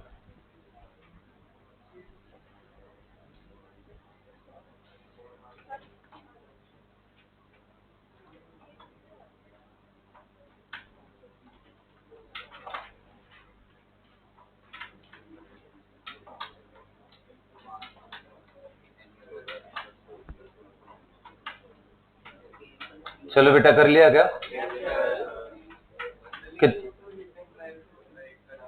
नहीं, बिल्कुल नहीं, अभी रिटर्न ट्रायल से नहीं होगा, प्रॉपर तरीके से होगा, करेंगे अभी दिखा। चलो बेटा, कितने लोगों का आ गया आंसर? हाथ उठाओ। Very good. क्या आंसर है? C4 है ना। अब देखो कैसे करेंगे। हमें दिया हुआ है given vapour density is equal to 29, तो मॉलिक्यूलर वेट निकल गया 2 इंटू वेपर डेंसिटी, 2 इंटू 29 कितना आ गया? 58। अब बताओ, वी नो दैट, क्या पता है भाई आपको? जनरल फॉर्मूला अल्केन क्या होता है? CnH2n plus 2। तो क्या मैं जनरल मॉलिक्यूलर वेट लिख सकता हूं? जनरल n की वैल्यू के फॉर्म में। तो बताओ कार्बन में कितना होता है? 12 इंटू n कार्बन है तो 12n। कबीर आ रहा है बात समझ में? हाँ ध्यान दे तुम्हारे बस में, तुमको समझने की दिक्कत नहीं, तुम्हारा फोकस ही इधर उधर चला है। 2n प्लस 2 है, तो 2n प्लस 2 इंटू 1 हाइड्रोजन का 1 होता है। जोड़ लो, कितना आ गया? 14n प्लस 2 लिख सकते हैं बेटा। और अब भाई n का कोई तो स्पेसिफिक वैल्यू होगा जिसके लिए ये बराबर होगा, तो 14n plus 2 is the molar weight and we have got that to be 58। अब आया समझ में मेथड से कैसे आ रहा है? 56, तो n की वैल्यू उठा के ये 4 यहां रख दो, you will get C4H10। Got it? आसान था ना क्वेश्चन? ठीक है, तो हमने वेपर डेंसिटी सीख लिया, डेंसिटी सीख लिया, इनको यूज कैसे करते हैं उनके बारे में भी समझ गए। अब आज का लास्ट टॉपिक पढ़ते हैं और अगली क्लास में फिर हम लोग कंसंट्रेशन टर्म स्टार्ट करेंगे। ठीक है, मोल खत्म है, कंप्लीटली खत्म हो गया। इसके बाद अगले वाले मतलब टॉपिक में मोलैरिटी क्या होती है, मोलैलिटी क्या है, मोल फ्रैक्शन क्या है, पार्ट्स पर मिलियन क्या होते हैं, सॉल्यूशन के बारे में समझना है, उसको करना है। ठीक है, और वो क्लास पूरी तरीके से इस पे डिपेंडेंट है, जितने अभी तक हम लोगों ने मोल वगैरह कर लिया। समझ गए? तो हेडिंग डालो, relation between charge and molar charge for, relation between charge and molar charge for ions, ions.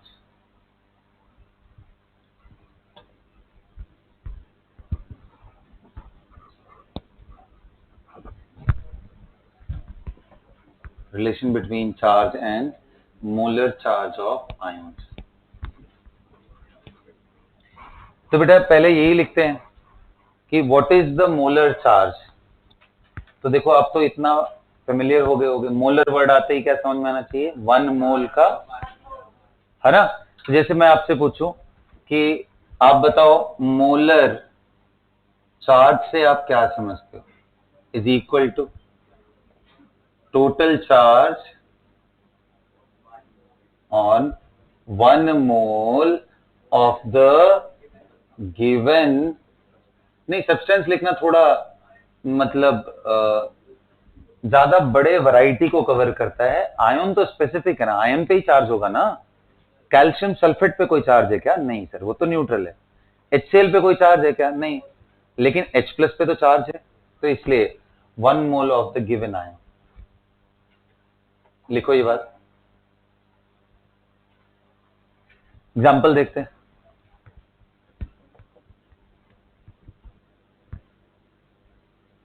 Molar charge on sodium ion, molar charge of sodium ion,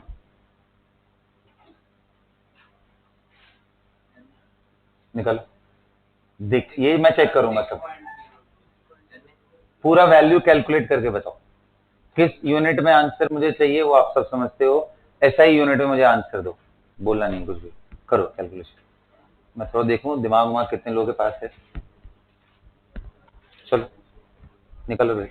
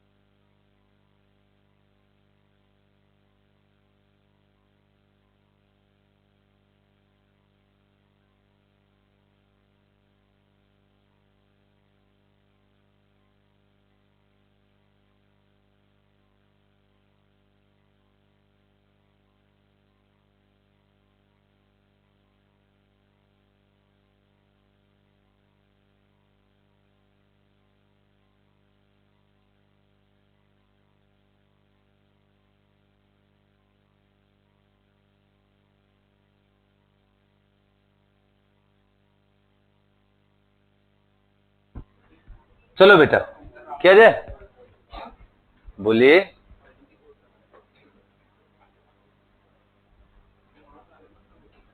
molar charge of Na+, इसका मतलब क्या हुआ?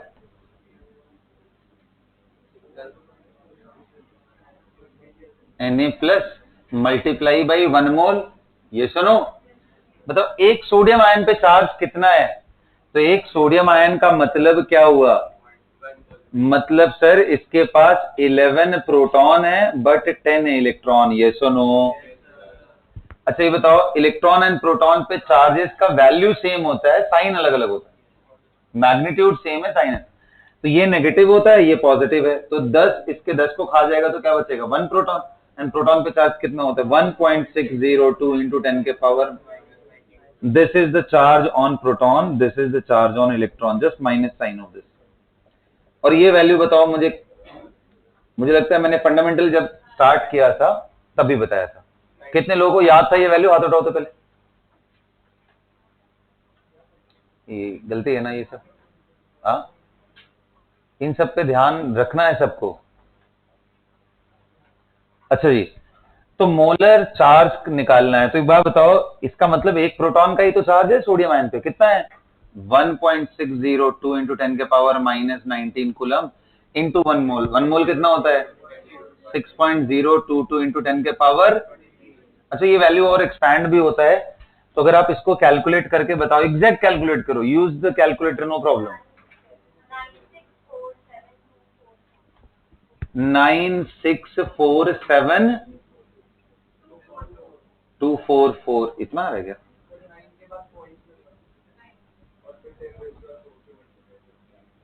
नहीं वो तो मैं कर दूंगा, मैं बोल रहा हूँ कि पूरा कैम। अरे बाबा ये देखो 19 है, ये 23 है, तो 10 का पावर 4 आएगा, तो आना चाहिए मेरे हिसाब से।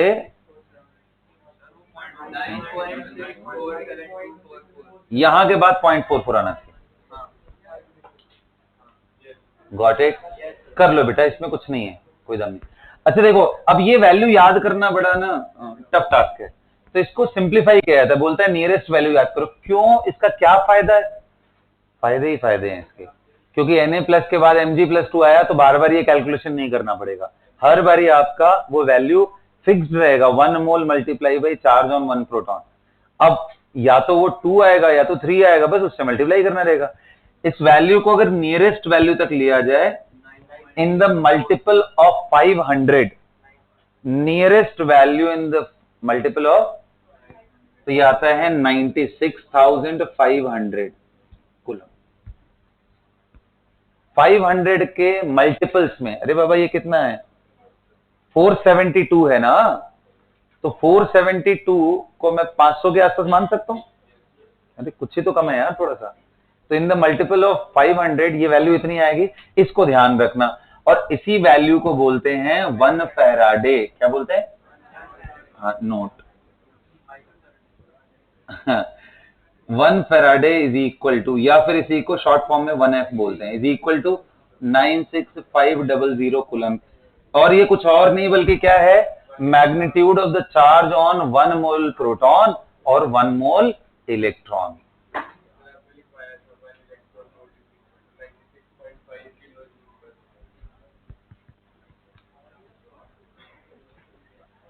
चलो ठीक है, यहां तक कर लिया आप लोगों ने? हाँ हाँ बेटा बोलना। Is equal to 96,500 coulomb. 1F लिखा है, एफ, इसको हाँ बोलने जो जो और लिखा है यार, ओहो ठीक है। हाँ 1 इलेक्ट्रॉन का कहाँ है जी, 1 मोल लिखवाया है ना, तो 1 मोल इलेक्ट्रॉन का जो चार्ज का मैग्नेट, वो है ये वाली magnet, not sign. Mod value मालूम है ना, -2 का भी कितना होता है यार, तुम लोग मैथ्स में थोड़ा बहुत पढ़ के आए हो क्या? ठीक है, मुझे कभी कभी डाउट हो जाता है। ठीक, कॉर्नर से पहले क्या लिखा है? अच्छा कॉर्नर से, ये कुछ नहीं लिखा है यार, ये नोट लिखवा रहा था ये। कोई बात नहीं, वो एक्चुअली ये प्रॉब्लम आता है जब मैं कुछ बोल रहा हूँ उस समय ध्यान नहीं है, तब ये सब चीज आता है। यहां ध्यान दोगे तो समझ में आ जाएगा क्या लिखा है ना। ऐसे कबीर के साथ थोड़ा फेज गैप है ना, मैं बता रहा हूं तो नहीं सुनता है, फिर जब कंप्लीट कर लेता हूं तो बोलता है सर क्या बताया, क्या फिर से बता सकते? तो वही, चलो ठीक है, हो गया, यहां तक समझ में आ गया। अब मुझे बताओ मोलर चार्ज, सुनो ध्यान से भाई, मोलर चार्ज अब फैराडे के टर्म में आंसर करो या 96500 के टर्म में, बार बार ये नहीं कैलकुलेट करना है बेटा। ये क्लियर हो गया ना कि 1 मोल प्रोटॉन का चार्ज कितना आएगा या 1 मोल इलेक्ट्रॉन का charge, magnitude of the charge 96500, उसी को क्या बोल रहे हैं, 1 फैराडे। Got it? अब बताओ molar charge of magnesium ion कितना होगा? हाँ 2 फैराडे, या फिर 2 इंटू 500 कूलम। क्लियर है ना? अच्छा बताओ, ये दूसरा हो गया एग्जांपल, तीसरा लेते हैं। मोलर चार्ज बताओ एल्यूमिनियम 3+ का 3 फैराडे। अब वो मल्टीप्लाई कर लेना, ठीक है, जैसा क्वेश्चन आएगा उसके हिसाब से। Got it? अरे बाबा सुनो तो सही यार, हाँ वही करने जा रहा हूं। मोलर चार्ज ऑफ SO4 2-, क्या लिखोगे? देखो, हाँ बिल्कुल सही बात है, ठीक है, जो भी बोल रहे हो एकदम सही बोल रहे हो तुम लोग, बहुत समझदार हो गए हो। 2 इंटू 96500 कूलम। इस बार ही तुम लोग के समझदारी का टेस्ट मैं करूंगा मोल में, ठीक है, बिल्कुल करूंगा कि कितने समझदार हो। इस बारी मोल में मैं पेपर बना रहा हूं लिख करके, समझ रहे हो ना? अब बनाने का मतलब फिर क्या होता है, सब बेसिक बेसिक ही रहेगा, बट बिल्कुल पकड़ना है मुझे कि कौन सुन रहा था क्लास में और कौन फेज गैप में चल रहा है मेरे। ठीक है, चलो। अच्छा देखो इधर, जस्ट किडिंग यार, पेपर इजी है, सिंसियरिटी से पढ़ के आओगे हो जाएगा। अभी तो नहीं कर सकता ना तुम लोग को चैलेंज, पहले इस लेवल पे आओ तो सही। हाँ पेपर बन गया, ये देखो, ये पेपर लीक कराने वाले हैबिट इन लोग। हाँ ध्यान दो, अभी बिल्कुल बिल्कुल बात नहीं, बिल्कुल बात नहीं, ध्यान से सुनो इधर। तो ये माइनस जो साइन है ना, कई बार इसको कंसिडर नहीं करके भी हम आंसर कर देते हैं, क्योंकि हमारा इंटरेस्ट इसके साइन पे नहीं, इनकी वैल्यूज पे होता है। गॉट इट ना? तो इसलिए अगर वो भी लिखा हो तो उसको क्रॉस मत कर देना। अगर ऑप्शन में माइनस भी है प्लस भी है तो most appropriate is minus, but सारे प्लस में है तो ये नहीं क्वेश्चन सर बोनस कर दो, माइनस ऐसे नहीं होगा कभी भी, ठीक है, मैग्नीट्यूड पे इंटरेस्ट ज्यादा। मोलर चार्ज क्लियर हो गया? बोलो भाई।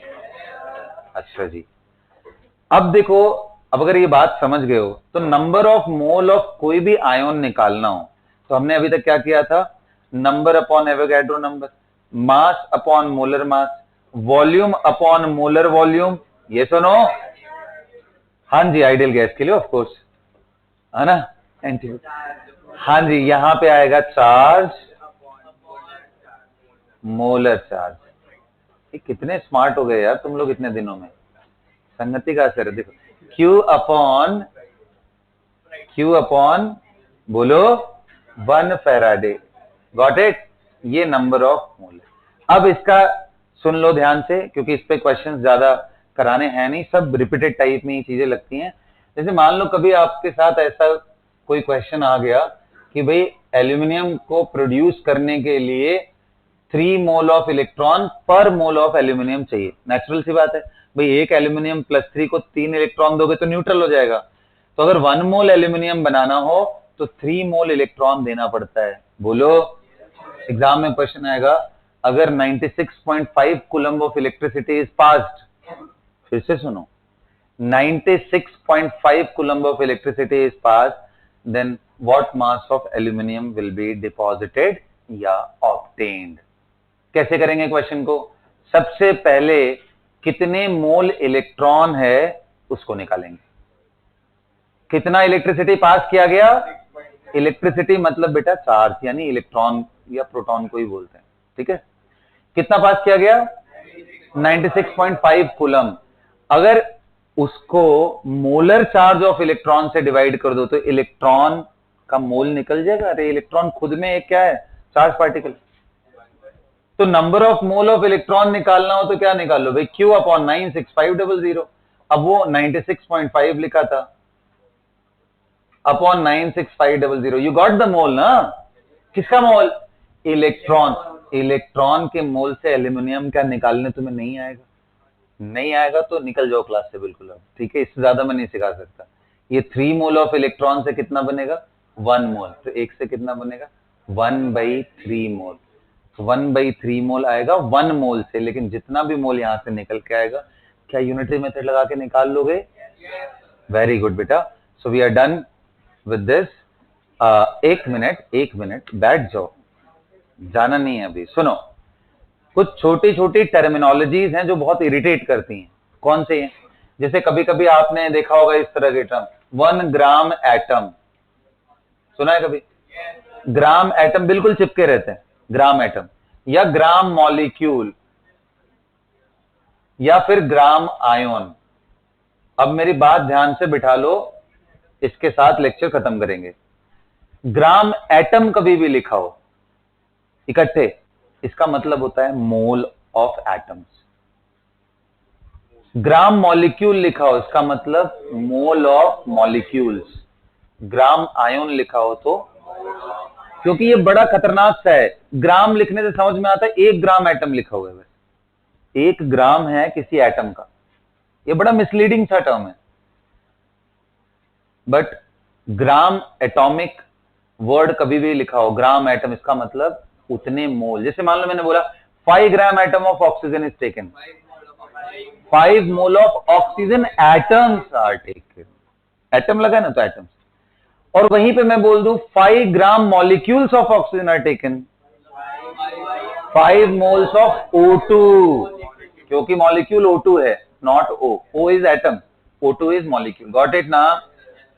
एंड ऐसे ही अगर मैं बोल दूं 5 gram ion of nitrate ion is taken, इसका मतलब 5 मोल ऑफ, ध्यान देना लगातार चिपके हुए हो तभी। ऐसा अगर लिखा हो 5 ग्राम या 4 ग्राम ऑफ नाइट्रेट, ये इसका मतलब सिंपल है जो आप समझते हो, mass of nitrate ion is 4 ग्राम। जब एकदम बिल्कुल चिपका के लिख दे, बीच में ऑफ वगैरह कुछ ना हो, तो उसका मतलब मोल होता है। जो स्पीशीज लिखा है उस स्पीशीज का मोल। एटम का लिखा है तो ग्राम एटम का मतलब एटम्स के मोल, ग्राम मॉलिक्यूल का मतलब मॉलिक्यूल्स के मोल, ग्राम आयन का मतलब आयन्स के मोल। That's it everyone.